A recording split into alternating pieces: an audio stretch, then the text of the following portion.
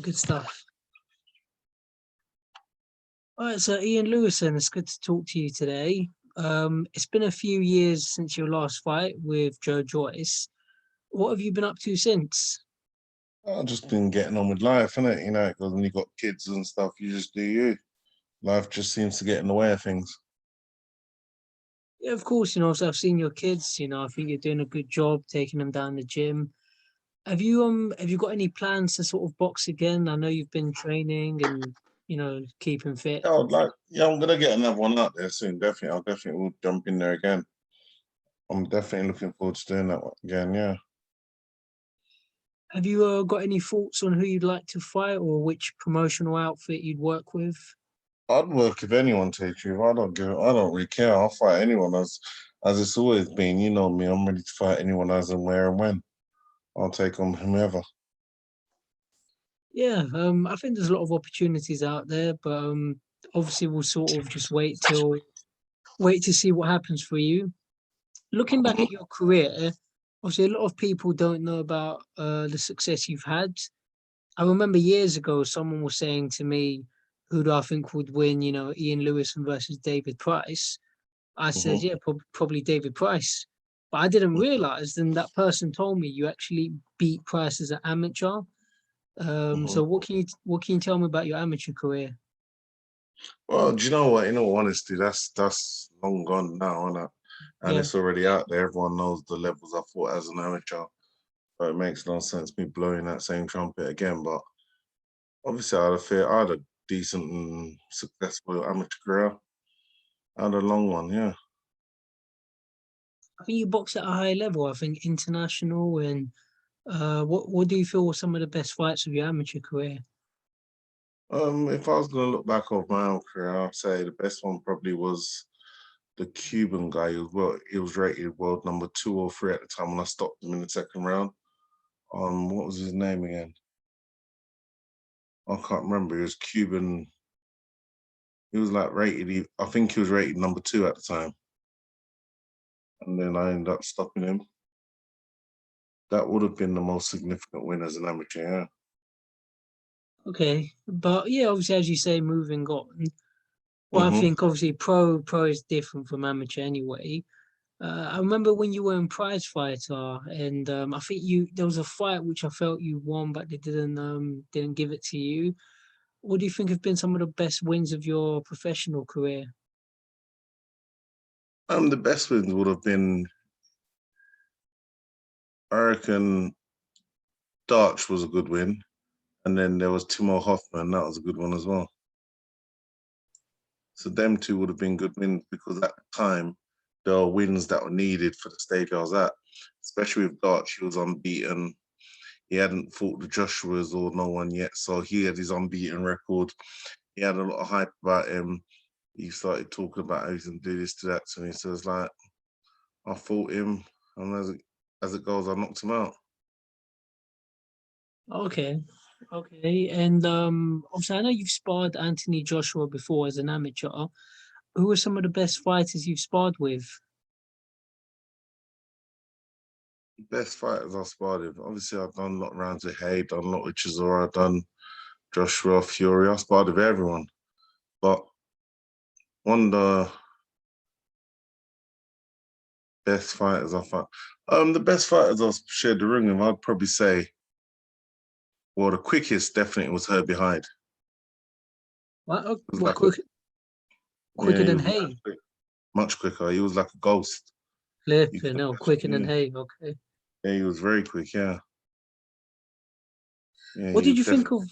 So, what did you think of Hyde's career? Obviously, I know he got a bit distracted towards the end. I think he had certain issues going on, but I just think he's someone a lot of people don't know about. To be fair, at the end of the day, it's probably, if you ask him, his intention was to win a world title, and he achieved that. So you can't knock his achievements. He done what he intended to do, which was go out there, make money, and win a world title, which he done. So if anyone's sitting at home watching on TV wants to say, "Oh, he didn't do this, he's shit, he's this, he's that," at the end of the day, they're still paying a mortgage. He's not. Yeah, yeah, of course. Yeah, obviously he had his success as a fighter. Um, in terms of the business of boxing, I think you're probably someone who's experienced it and can explain things quite well. Um, what do you think are some of the biggest issues in boxing, in terms of when they say boxing politics?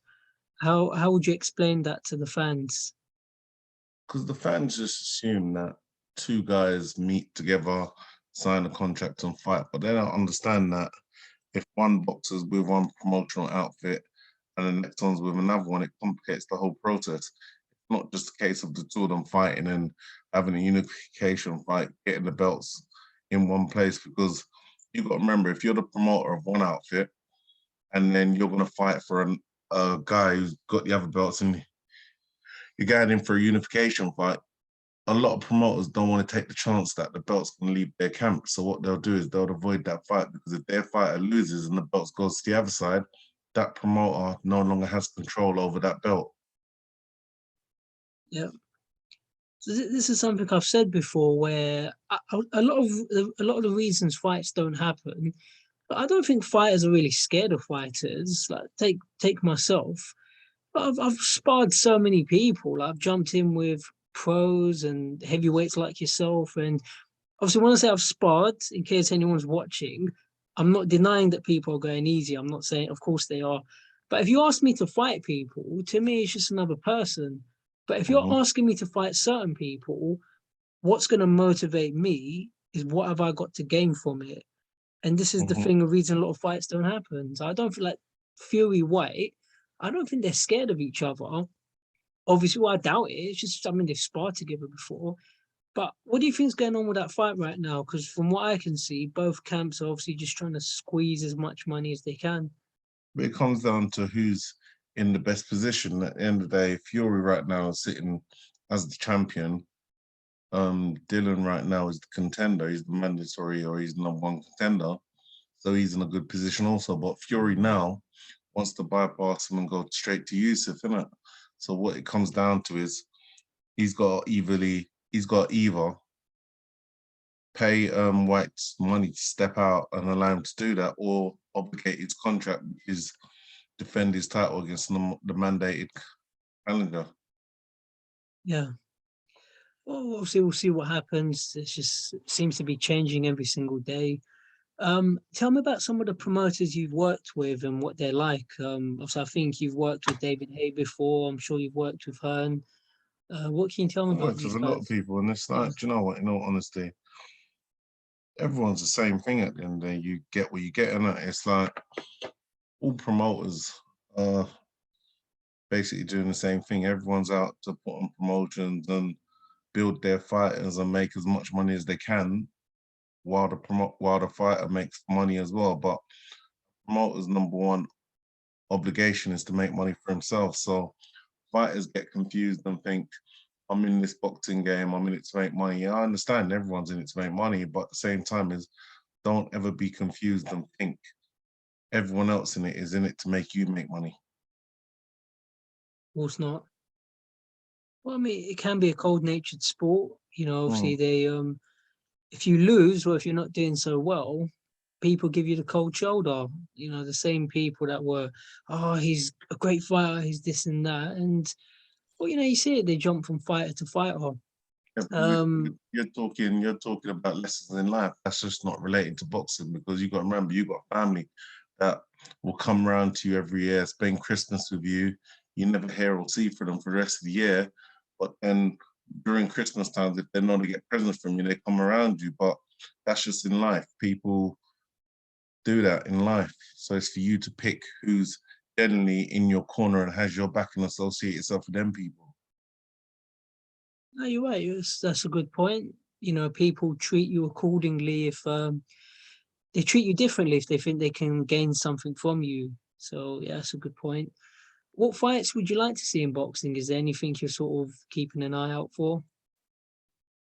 Mm, I think Fury versus Usyk would be a good fight, but I do feel Fury would win it. Okay. Fury will beat him because of the fact that Fury can adapt in fights. He can fight southpaw, he can fight orthodox, he can fight long, he can fight in close, he can box, hit and run. He's just complete package in terms of he can do what's needed on the night. The difference, like I've said, I always said this all throughout the whole talk of Fury versus Joshua come up. I always believed Fury would beat Joshua if they fought. And my reason for saying that is because Fury can adapt in a fight. If he needs to go southpaw, he'll go southpaw. If he needs to fight you in close, he'll fight you in close. If he needs to box you at range, he'll box you at range in between the rounds. He can make these choices and these decisions to do that.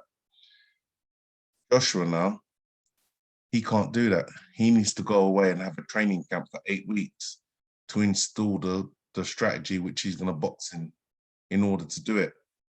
That's the difference in my own ability, in my belief that I think is Fury's adaptability. Well, that's a good point. I agree with you. I can see it. I think Joshua's a good fighter, but obviously all fighters have flaws, and you can see the flaws in Joshua. Do you think Joshua's had a well-managed career?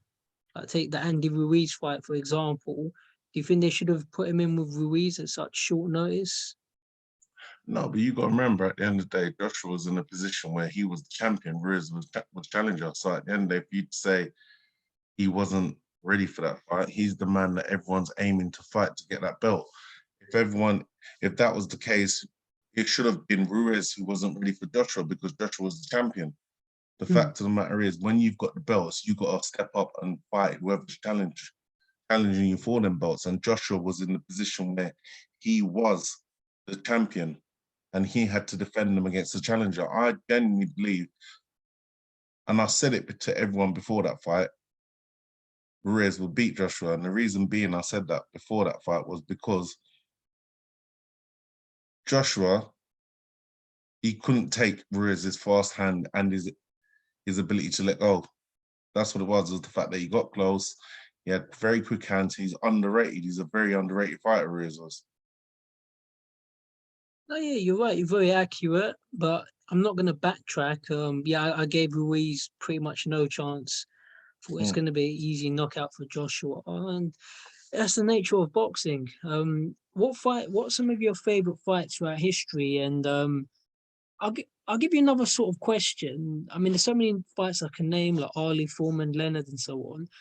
It's like boxing just doesn't seem to be producing these epics anymore. So, sort of two questions in one. So, what are your favorite fights, and are fights measuring up to what they used to be? It depends what you're looking for out of boxing. If you're looking for just pure boxing ability masterclass, then obviously you're going to say nowadays is a good age for it because we have Floyd Mayweather who could show you how to box and not get hit. But if you're looking for punch-ups where someone just goes in there, then it ain't measuring now because back in the days we had the Mickey Wards and the, what's his name? Gatti, and then we had Eric Morales versus Barrera, them sort of fights. David Tua versus Ibubuchi, them sort of fights. Nowadays we're not getting them, but if we're looking for boxing, like recently we had the Klitschko's, we got Mayweather's. So yeah, recently it's a different style of fighting now. We ain't got so much of the people who just want to have war nowadays. No. Oh, you're right. What about some of the all-time great fighters? Do you think we're producing the Alis, the Foremans, the Hearns these days? It depends on how you mean producing Ali's, because if we're talking about from a sheer boxing point of view, Ali wasn't Ali just because of his boxing ability. He was Ali because of everything that is involved in Ali in terms of his political views. He wasn't afraid to speak the truth, and his boxing ability all made Ali Ali. But nowadays, we don't have that now. We don't have someone in the position that Ali is who's willing to just speak the truth, no matter how people want to have opinions about it or whose feelings get hurt. No. Yeah, it's a shame. We definitely need something like that. Yeah, because at the end of the day, we see, like, even in tennis, Yeah, the other guy, what's his name, who got stopped from going to Australia because he's speaking his mind, isn't it? Djokovic. Yeah, exactly. We're getting censored nowadays. The fact is, you can't speak the truth nowadays because people's feelings get hurt. And if you're speaking something people in power don't want to hear, they're going to censor you. The same thing happened to him, because I genuinely believe if it was a case of him just saying he ain't getting the vaccine, he would have got shot, swept under the rug. He would have been allowed to play, but because he lashed out against the system and said he's not getting it, he doesn't understand why people get it, and this and that, because he's going against what the system wants. That's why they had to censor him. Okay, you feel they had to make an example out of him? Definitely. Yeah, I mean, but we live in a different era, and I mean, I'll give you a quick example. It's like the whole LGBT. Personally, like me, I'm not judgmental. I think everyone can do what they like, so long as you're acting within moral rules, you're not hurting anybody. To me, LGBT can do whatever they like. It doesn't bother me. But as soon as you say anything where you're offering your opinion, automatically, oh, he's homophobic. It's like men in sports, transgender men in sports. Do what you want. I'm not homophobic, but I don't think it's fair for transgender men to play against women. It's an unfair advantage. But if you say that, oh, he's homophobic. So as you said, we're in a different era where you can't really speak your mind. But we'll leave that at that anyway. I don't want to go off point. Why do you think a lot of boxers seem to be suffering financially? You hear a lot of fighters going through, they retire, they're not doing well. I've met Harold Graham, and he was working in Sainsbury's at the time, and there's so many people you can name, the Tysons, the Holyfields, where these guys just can't hold on to their money. All right, let's look at this now. Yeah, let's weigh things up. In America, you see, like, you get a lot of basketballers, baseball players, and everything. Yeah, Yeah, they make a lot of money in a short space of time. Yeah, but the difference is a lot of them still go broke as well. But the difference is, in America, there's something set up. So if you're a basketballer earning a certain amount of money, they put away a certain amount of money for you for retirement. So later on in life, you'll get money and you'll be able to live off of your pre-earnings that you've already made. Same thing like baseball. Like, if you've signed up with a certain agency and you have a management group, then things are set up for you. In boxing, you got to remember, no one probably with a Harvard degree boxes. No one yeah. who's a doctorate or a Fortune 500 company owner starts and boxes. So you got to remember, people come from the most deprived backgrounds are the ones that boxes, and then all of a sudden they start boxing, and then they start getting paid a few £1 million per fight. Automatically overnight now, they're thinking, in their wildest dreams, they never would have imagined having £1 million. And then once they've got £1 million, no matter how much they spend, in their mind, they can't finish it because there's so much money to them, because that's all they could ever dream about. But in reality, the more they're spending is the closer they're getting to spending it. And then by the time they realize they spent it, not only have they spent it, but they're in debt. There's nothing set up in place to make people understand the value of money. It's like, even in the schooling system now, we're not taught simple things like how to deal with money. So people who come from them deprived backgrounds, they're going to make money, but they're not going to be able to keep hold of it because they don't know how to handle money, because they've never had money. Okay. No, you're right. I completely agree with that. A similar sort of topic I want to discuss when you say we're not taught how to deal with it in school. And yeah, that's true. I just think a lot of the stuff they teach you in school is pointless. They're not teaching you stuff like people skills or tax or your legal rights, stuff that you need to know.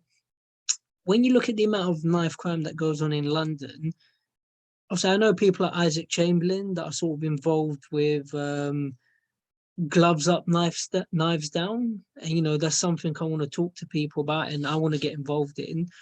But what do you think can be done to sort of help deal with knife crime in London? And do you think boxing can be involved in that? Yeah, most definitely could be involved in it, but it's a matter of how do you reach the people who are directly affected by it, and the people who are most likely to be the ones to go out and commit them offences. And the fact is, we've had a lot of money where, growing up in the past, there used to be youth clubs and this and that. A lot of it has been shut down, but then money has been allocated into different places. But we need to kind of get hold of the kids before they're in a position where they're carrying the knives, and you need to get hold of them in that position and show them a different way so they're not involved in that life from the beginning. Because once they're in it, it's hard to get them to drop knives, because you've got to remember, the reason they're carrying knives is because they feel they're in safety. So they feel their safety is at risk. So when they start carrying the knife, it's not because they want to hurt someone, it's because they feel they're at risk. When they feel they're at risk, to make them put down the knives now, it's going to be a lot harder, because they feel that any minute something can be done to them. So if they don't feel they're at risk, a lot easier to not make them pick up the knife in the first place. You know, I agree with that. It's a good assessment. And a quick example I'll give, as I've said to a lot of people, I'm 31 now. I've never carried a knife, but that's because I've never been in a position where I felt that I was going to get stabbed. Now, if I felt that I was going to get stabbed, I'd be willing to take on one person with a knife. But if it was more than one person, nah. Because I know I'm not a knockout puncher. So I'd say, all right, you carry a knife, I'll carry a knife. So that's something I think a lot of these people aren't taking into account. They're in that environment. Like I do the same. Like if I felt, but you know, that's just one of the problems there is. You ever tried any different sports? I mean, what is it that attracted you to boxing? You know, because obviously it is a dangerous sport. You are getting punched in the head. You know, obviously we both enjoy it. Always wanted to do it from like the age of 12 or 11. I always wanted to do it, and it's just, I don't know what it was. I was watching boxing with my dad. The allure of it just got me, and I just enjoyed it, and I always wanted to do it, and it's just always been in me.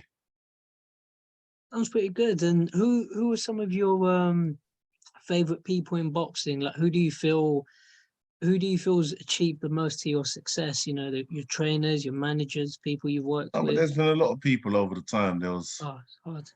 Jim Evans. He definitely done a lot for me. There was Steve Sims. A lot of people who helped me along the way. Mike in Granville down at Miguel's. Yeah. There's been a lot of people over the time, because like certain opportunities came because of people at that point in time. So for me to try and name everybody would be hard, because certain things that enabled me to progress at that point in time to different stages were owed to different people, and I can't name every single person now. And if I tried to, it would be unfair to the ones who I can't remember at this specific point in time. Yeah. No, of course you're right. You're right. Last question for today. Don't want to take up too much of your time, but do you ever see the government becoming involved in boxing? Because the problem is, we've sort of touched on some of these problems, but with boxing, it's unorganized. It's a wild, wild west. You got fighters deciding who they fight, picking the thing. There's no other sport. In football, you've got the same pitch size, but in boxing, you're choosing the gloves, you're choosing the ring size. Everything's up for negotiation. For me, I think there should be legislation involved. Do you ever see that happening? Do you think that's something people in boxing would want to happen? Let me ask you a question. You're in a one-on-one sport. Why should there be legislation? Why shouldn't you have a choice of the size of the ring you want, when you're the one taking the punches, when you're the one who's doing everything that got you to that stage to fight in the ring? And then for you to train, you're a come forward fighter, for example. Now you're a pressure fighter, and then a legislation is going to come and says the ring has to be a big ring. It's going to go against your style of fighting. You're going to feel unfairly done. And then you're the one who has the pulling power, who everyone comes to see. You're the person who is the name, who is the draw, and legislation says that you have to fight in a bigger ring. You're going to feel unfairly done by. Yeah, why should I have to give it up when I'm the one drawing the attention? My point exactly. Okay, you got a good. Well, as I say, you're very knowledgeable on boxing. So, okay, you know, maybe I spoke too soon. Maybe that's something that obviously, the bigger draw you have, then I agree. You do deserve to have more of the say. But it's boxing, you know. We'll see how it goes. But I appreciate your time, Ian, and I look forward to seeing you in future. You're welcome. Or anytime. Take care, Cheers, man. mate. Thank you. Cheers. Bye.